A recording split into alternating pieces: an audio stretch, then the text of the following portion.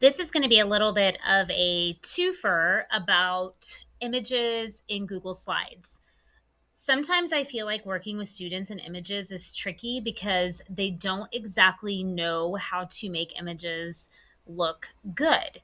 So, I'm going to show you a few tricks that I think will really help them achieve a better look on their Google Slides. Everyone knows that the easiest way to do an image is just to go to insert image, and then you can choose what type of photo you want. I'm going to do search the web, and I'm going to click dogs, and I'm going to drag this over right into it.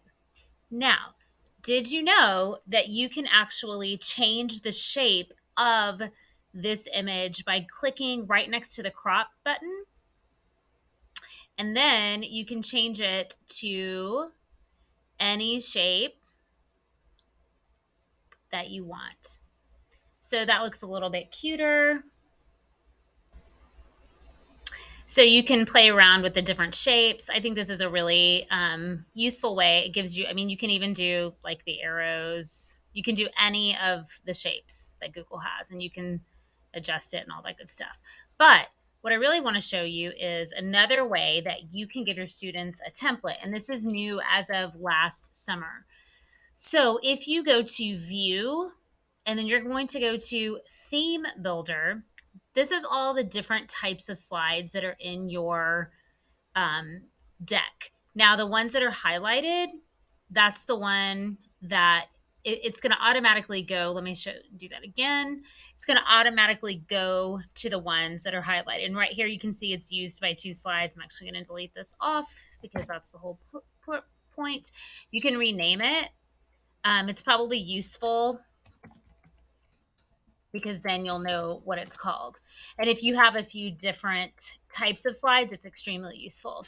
So now, if I want to do an image placeholder, I am going to go right here to the drop down. Now, I could put an image in here. Let me show you what that does.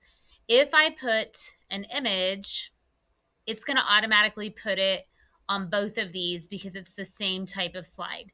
If I had a whole bunch of other slides that are all this type, it would do the same thing. That's really useful if you're trying to do something like insert an image, like click to go back to the beginning kind of thing. But let's say that you have a slide and you're like, you want your students to put an image on the slide.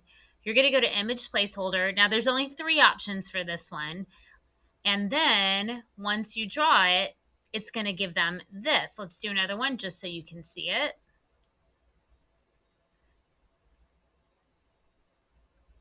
Okay, now when I click back over here, this is what students will see.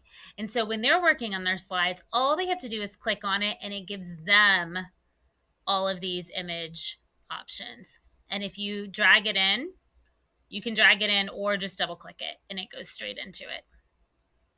Simple and easy.